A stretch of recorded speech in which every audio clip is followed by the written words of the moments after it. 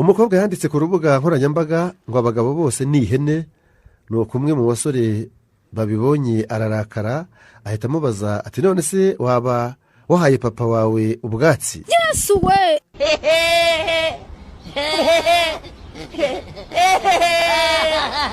muri Zimbabwe haravugwa inkuru y'ibigabo bibiri. Abagabo babiri baguwe gitumo barimo gusambanya ihene. Umwe yarafashe ihene ayifashe amaguru y'imbere abona amaboko, hanyuma undi ari inyuma yamanuye yatsuye ipantaro ari kuri yagapfuya. Ubwo nyine bahita babyumva abantu ko yagapfuya yire urumva. Aka kabiri, umugabo abaratashye mu ijoro kandi yasinze, ageze mu cyumba cye arebye mu mirambizo ahabona amaguru ane aho kubonamo abiri. nuko abarahubutse n'umujinya mwinshi ahita atekereza ko umugore we yazanye undi mugabo mu buriri, niko gufata ikibando arahondagura. Bigeze aho asigaye bataka yihina mu gikoni gushaka amazi ashyushye ngo abameneho. Ageze mu gikoni asanga umugore we niho aryamye. nuko umugore aramubwira ati mukundwa wanjye, ababyeyi bawe bombi badusuye kuko mbubaha cyane, baraza mu cyumba cyacu, nizeye ko uvuye kubasuhuza. kugira gute kubasuhuza? byahe kubahondagura, ahubwo watumye atajyana amazi ashyushye ngo yabacucagireho.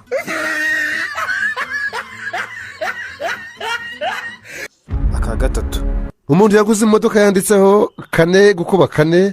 ageze iwe umwana abona ku modoka yanditseho 4x4, ararakara cyane agira ati iki ni kizi ko 4x4 ari 16. ahita afata ibuye yandika kuri iyo modoka ko bihwanye na 16 cyangwa bingana na 16. umugabo abibonye ararakara cyane ayijyana mu igaraje, basigaho irindi range barabisiba arataha.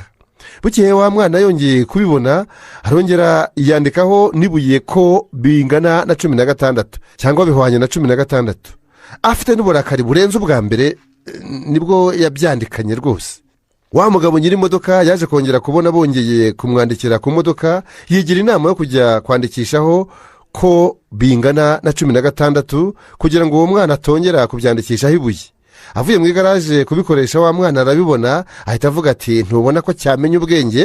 ubwo arabwira cyase kare kose se kigiraga amaki cyandika amafuti. ahita afata ibuye yandikaho ngo très bien.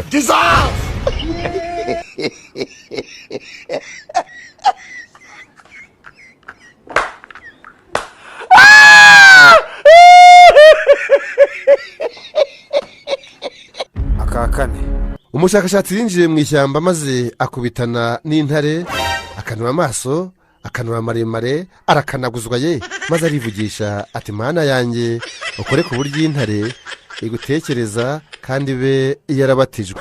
intare nayo iti mana iri funguro uryeze kandi urihe umugisha. murumva icyakurikiyeho.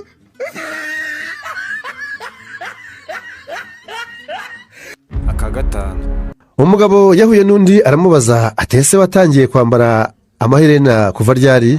undi aramusubiza ati kuva umugore wanjye yayabona mu modoka nkamwumvisha mubeshya ko ari ayanjye.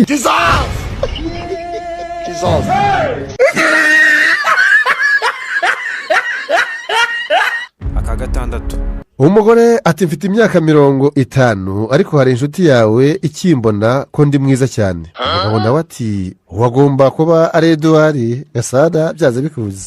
umugore ati ubwo ubibwiwe n'iki? umugabo ati nuko nzi ko ari gukunda kugura ibyuma bishaje muri aka gace.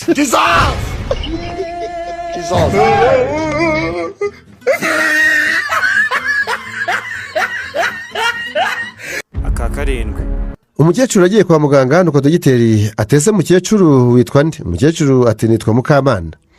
dogiteri arandika arongera aramubaza ati rindi se? umukecuru ariyumvira ati va gushyiraho Bosiko.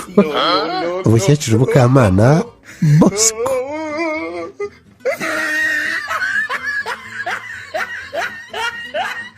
aka munani, tekereza uri kumwe n'abasore cyangwa inkumi bagenzi bawe muri salo, nuko mushiki wawe cyangwa musaza wawe muto akaza akakubaza mu ijwi riranguruye ati mama ngo iyi safuriya y'igikoma ayisukemo amazi cyangwa urayikomba?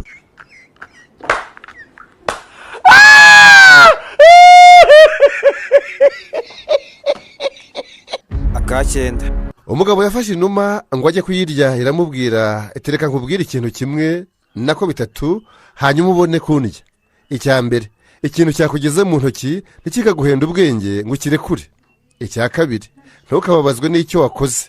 irongera iti ndekura nkubwire icya gatatu cy'ingenzi. arayirekura irigurukira. inuma iti waba umupfu urakanyagwa. na bibiri bya mbere ntibabyubahirije, none nkubwire iki cya gatatu.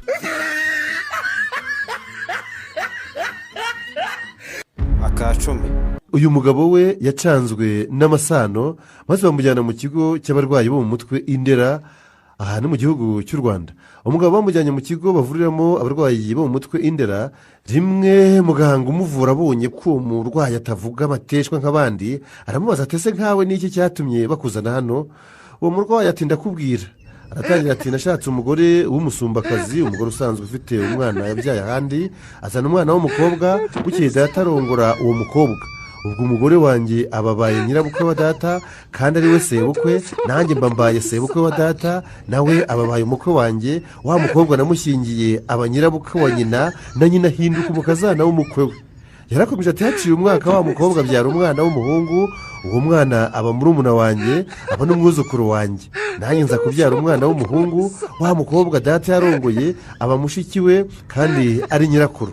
wa mwana w'uwo mukobwa aba se wabo w'uwanjye kandi aba na mwishywa we. umuhungu wanjye nawe aba nyirarume wa muramu wanjye kandi ari umuhungu wabo.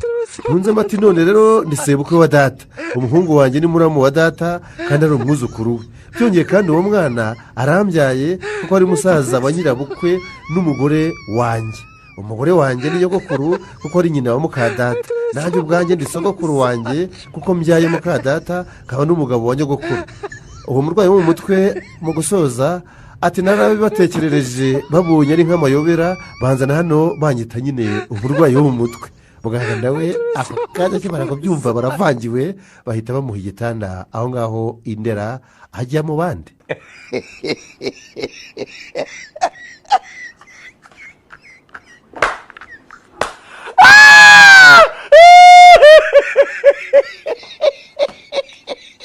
aka 11.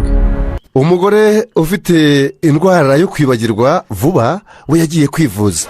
ageze kwa muganga abwira muganga ati muga ndwaye indwara yo kwibagirwa vuba, ubwo uramfasha iki?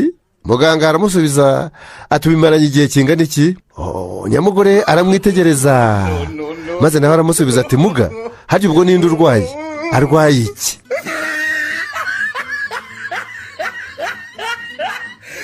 aka 12.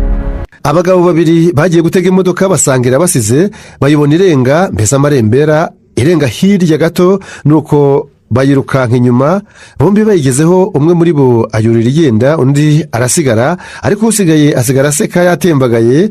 ubwo nabarebaga imbere yanjye, nuko mugezeho ntese aho kubabazwa nuko imodoka igusize ahubwo urimo guseka. nawe ati wa mugabo we nawe umenye ikinsetsa nawe watembagara. atuzi kuriya ugiye ahubwo yaramperekeje.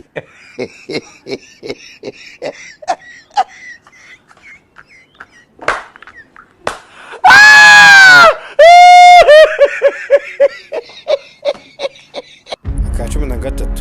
umunsi umwe mu gihugu gishishikariza abantu kubyara abana benshi, hamwe ubyara bakaguhemba kubera ko bafite abaturage bake cyangwa bashaje, hari hateguwe gahunda yo guhemba umuryango wari ufite abana 14. nuko hakaba imiryango imwe yari ifite abana 13. umugabo wamaze kumva iryo tangazo yibuka ko yari yarabyaye umwana hanze, niko kwegera umugore we amusobanurira yitonze ko yari yarabimuhishe, ariko ko byaba byiza agiye kuzana uwo mwana kugira ngo babashe kwegukana ibyo bihembo byari byateganyijwe, dore ko byari binatubutse. umugore aramwemerera, umugabo anyarukira kuzana wa mwana. akimugeze imuhira ariko ngo ajye kureba asanga mu rugo hasigaye abana 2 gusa, abana 13. niko guhita abaza umugore ati abandi bana ubatumye he kubona amasaha y'irushanwa yegereje? nyamugore niko kumusubiza ati burya wabaye ukiva hano ukitarabuka nyine ugiye gushaka uwo mwana wawe, ba bana bandi nabo bahase baba basesekaye hano baje kubatwara ngo babajyane mu irushanwa.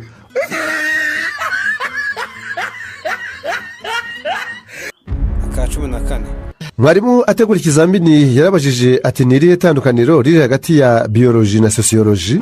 Umunyeshuri witwa Joriji arasubiza ati biyoloji ni igihe umwana avutse asa na se, naho sosiyoloji ni igihe umwana avutse asa n'abaturanyi.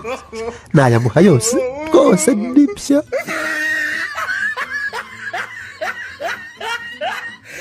aka 15. Ubwo bari mu ishuri, nawe urabumva nyine ni abanyeshuri. Nuko umunyeshuri arabaza ati ariko mwari, umuntu yahanirwa icyo atakoze? Mwarimu ati reka ntabwo bibaho, ntibishoboka. Ubwo Joriji aho yari yicaye inyuma mu ijwi riranguruye ati Imana ishimwe, ntabwo nakoze umukoro devoir cyangwa homework mwari mwampaye.